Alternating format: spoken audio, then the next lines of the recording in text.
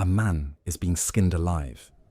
In broad daylight, no shadows to hide in. He stares straight at you while it happens. This painting was made almost 400 years ago, and the artist who painted it painted this exact death 12 times. Not once, not twice. 12 separate paintings of the same horror. But this version is different from all the others. Look at the executioner's face for a second. His mouth is open, and he is not in pain. Whatever is happening on his face, it is not doubt. And down by the victim's feet, a statue lies shattered in the dirt. Neither of those details is an accident. By the end of this video, you'll understand exactly why they're there. Stay with me. His name was Jusepe de Ribera, born in Spain in 1591 to a shoemaker, not a noble family, not a single connection that mattered. At 18, he left for Rome with almost nothing. He begged in the streets some nights just to eat. Then he saw a painting by Caravaggio, and something in him locked into place. He followed that influence to Naples and never left. Within a few decades, Ribera wasn't just respected there, he was feared. For centuries, biographers have told the same story about why. They say he ran a secret circle of painters, protecting his own territory.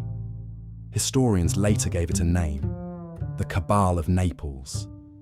That name alone was enough to make rivals think twice. One who didn't think twice was a painter named Domenichino. He came to Naples for a major contract in the 1630s. Soon after, he started receiving threats. His work was vandalized overnight. He became convinced someone was poisoning him. He died suddenly in 1641, 3 years before this very painting. Here's what you need to know before we go further. There's no surviving document that proves Ribera did any of this. No trial, no confession, no signed order. Most historians call it legend, not fact. But legends like this don't build themselves from nothing. Fear like that has to come from somewhere real. For almost 3 decades, Ribera lived like a nobleman, a Spanish viceroy as his patron, servants, a private carriage. Then, in 1643, his health collapsed. He was barely past 50. His hands slowed. His output nearly stopped. The commissions that once poured in started drying up. And around the same time, the city itself turned dangerous. Naples was a Spanish colony, and its people were done waiting. In 1647, the streets exploded into open revolt. Ribera, a known Spaniard, became a target overnight.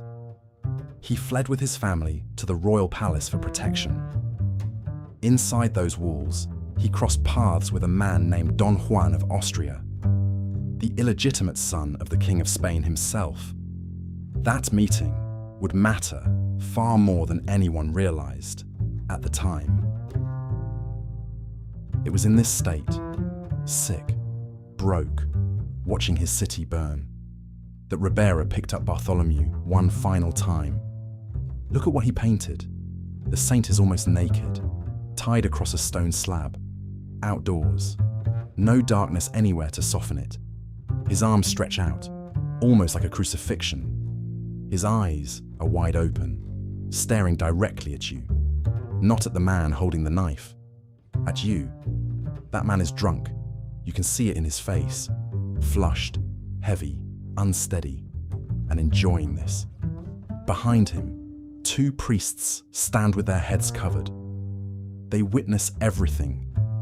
They do nothing. Ribera painted this with brutal physical realism. He wasn't asking you to look at the knife. He was asking you to feel its weight. Now remember that statue from the beginning, the one lying broken in the dirt near Bartholomew's feet.